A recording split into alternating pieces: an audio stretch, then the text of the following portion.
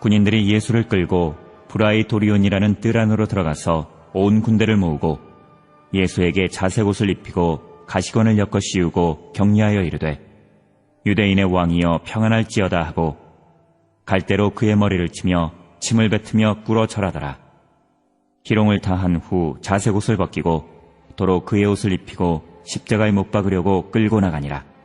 마침 알렉산더와 루포의 아버지인 구레네 사람 시몬이 시골로부터 와서 지나가는데 그들이 그를 억지로 같이 가게 하여 예수의 십자가를 지우고 예수를 끌고 골고다라 하는 곳, 번역하면 해골의 곳에 이르러 모략을 탄 포도주를 주었으나 예수께서 받지 아니하시니라.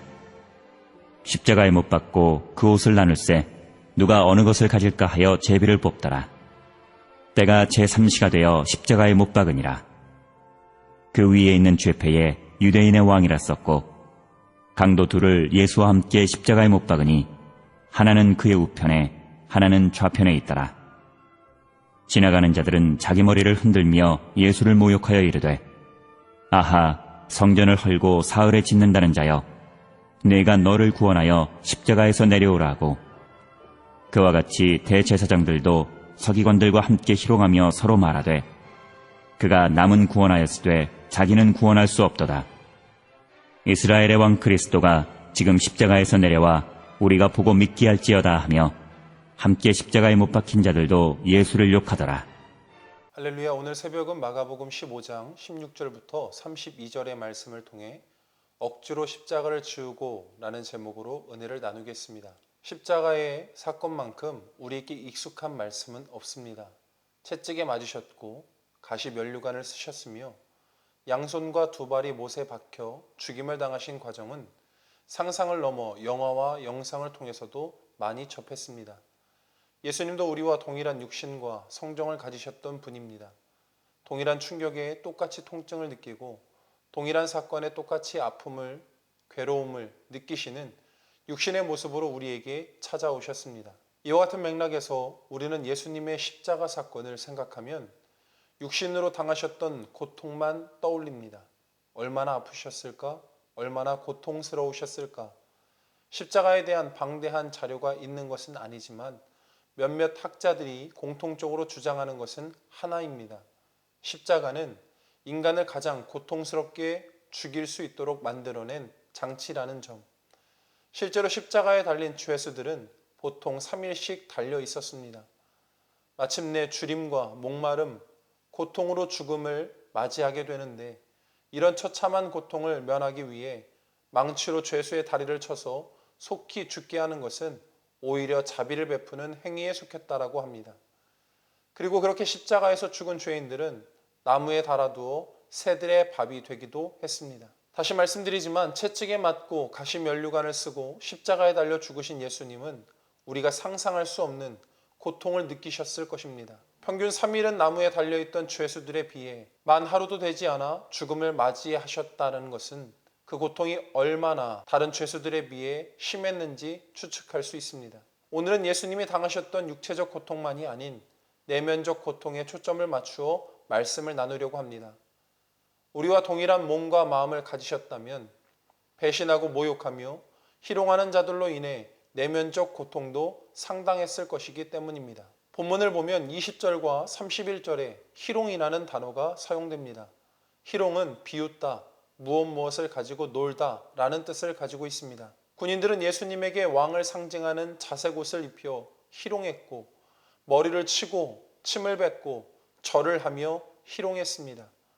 말 그대로 예수님을 비웃고 가지고 놀았습니다. 더 치욕스러운 것은 31절입니다.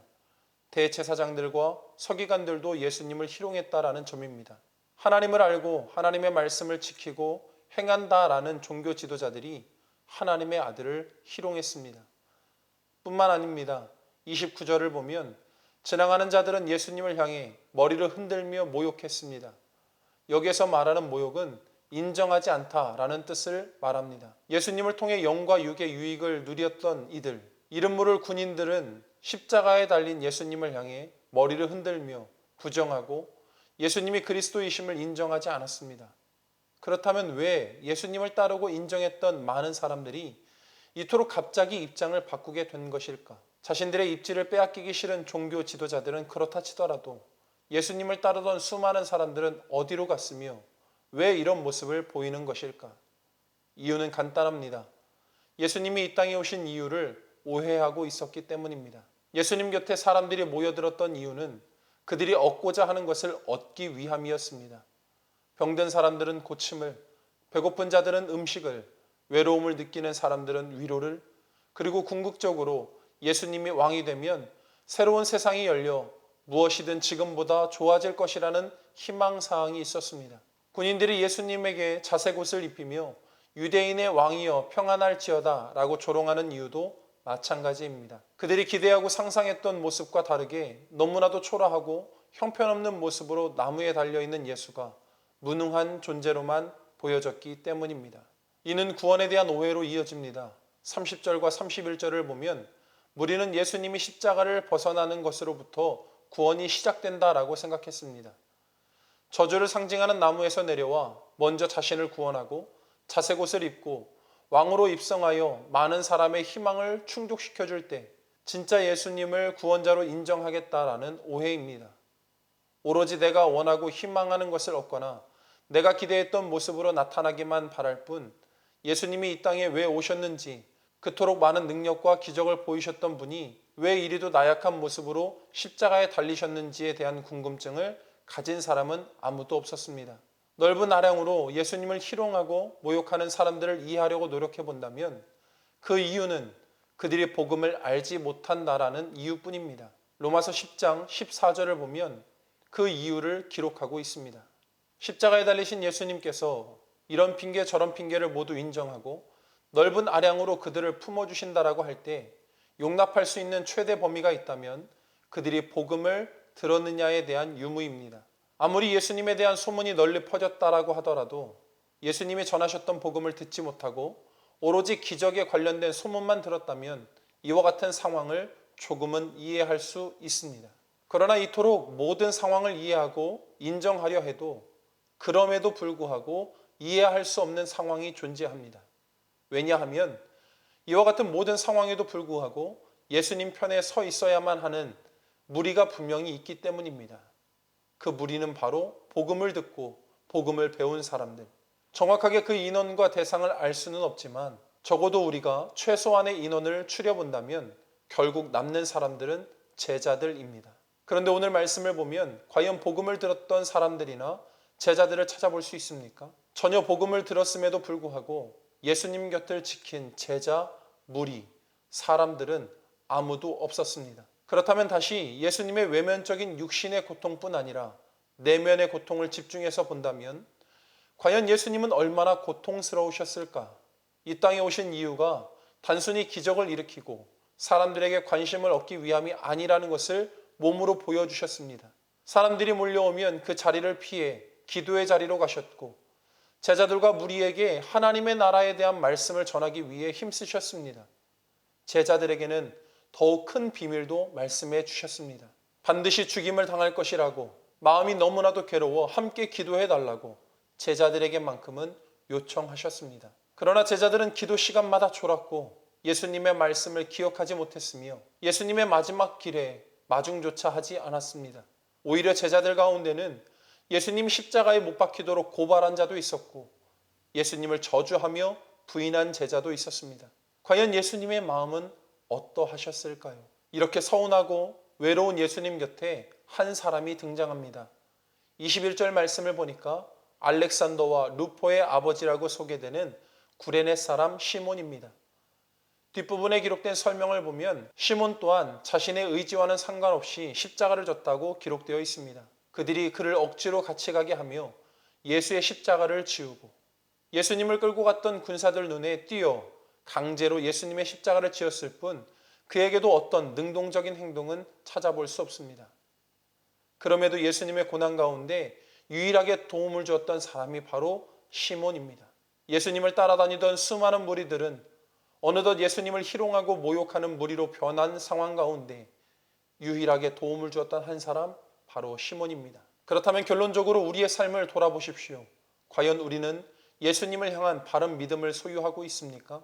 나의 뜻을 이루기 위해 오신 분이 아니라 하나님의 뜻을 이루기 위해 오신 분이 그리스도 예수라는 것을 바로 믿고 있습니까? 그렇다면 우리는 그분을 위해 헌신된 삶을 살고 있습니까? 우리는 구레네 시몬처럼 억지로라도 예수님을 위해 헌신하고 있습니까? 코로나 바이러스로 예배뿐 아니라 헌신의 삶도 사라진 이때 우리의 머리와 마음에는 어떤 생각이 자리 잡고 있습니까? 기다리던 시간이 찾아오면, 예배의 시간이 찾아오면 감사하며 더욱 헌신하고 주님을 위해 살겠노라 다짐하십니까? 아니면 이번 기회에 조금 내려놓고 평안한 삶을 살아야겠다라고 다짐하십니까? 사랑하는 성도 여러분, 우리는 예수님이 당하신 십자가의 고통을 절대 깨달을 수 없는 시대를 살아가고 있습니다. 특히 육체적으로 당하셨던 고통은 어느 누구도 경험할 수 없습니다. 그러나 예수님이 겪으셨던 마음의 고통을 조금이나마 이해한다면 외롭고 서운했던 마음은 우리도 간접적으로 분명히 이해할 수 있습니다. 그렇다면 우리가 그 마음을 조금이라도 헤아릴 수 있다면, 이해할 수 있다면 억지로라도 주님의 나라를 위해 헌신해야 하지 않겠습니까? 조금이나마 평안한 삶을 살기 위해 다시 한번 주님을 외롭게 만들어야 할까요? 자원하는 마음에 뜨거움은 없더라도 억지로라도 십자가를 지며 예수님에게 도움을 드렸던 구레네 시몬처럼 저와 여러분은 주님의 뜻대로 살기 위해 몸부림칠 수 있는 그리스도인들이 되길 간절히 축원합니다. 지난 주일 담임 목사님의 말씀을 통하여 듣게 되었던 것처럼 우리의 삶에 거짓된 것들, 우리에게 유혹으로 찾아오는 것들이 너무나 많습니다. 우리는 경계하며 분별해야 합니다. 힘들고 불편하더라도, 조금은 위험하고 어렵더라도 주님과 더욱 가까이 할 수 있는 곳, 우리의 신앙을 붙잡을 수 있는 곳, 우리의 예배를 붙잡을 수 있는 곳, 주님의 성전을 예배할 수 있는 곳, 그 시간을 기다리며 기대하며 오늘도 각자의 자리 가운데 하나님을 위하여 살아갈 수 있게 되길 간절히 축원합니다. 기도하겠습니다. 하나님, 우리의 믿음과 우리의 마음이 연약하다 할지라도 구레네 시몬과 같이 억지로라도 주님 곁에 머물길 원합니다. 우리의 삶 가운데 거짓 진리를 전하고 우리의 신앙을 흔드는 자들이 찾아올 때 경계할 수 있도록 인도하여 주시고 오직 주님의 뜻, 주님의 말씀을 붙잡고 살아갈 수 있게 되길 간절히 소원합니다. 하루하루 점점 지치고 점점 힘겨워하는 시간 가운데 살아갑니다. 이 시간 가운데, 이 시대 가운데 우리의 마음을 잘 붙잡게 하여 주셔서 다시 한번 믿음으로 설 수 있도록 지금 누리고 있는 이 마음을 주님의 십자가 상에서 지셨던 마음과 동일시하여 다시 한번 주님의 고통과 주님의 괴로움을 깨닫고 주님 뜻대로 살기를 결단하게 하여 주옵소서. 오늘 이 하루도 주님의 말씀대로 살기를 원합니다. 주님의 뜻대로 살기를 원합니다. 주님여, 우리를 붙잡아 주시옵소서. 살아계신 예수님 이름으로 기도합니다. 아멘.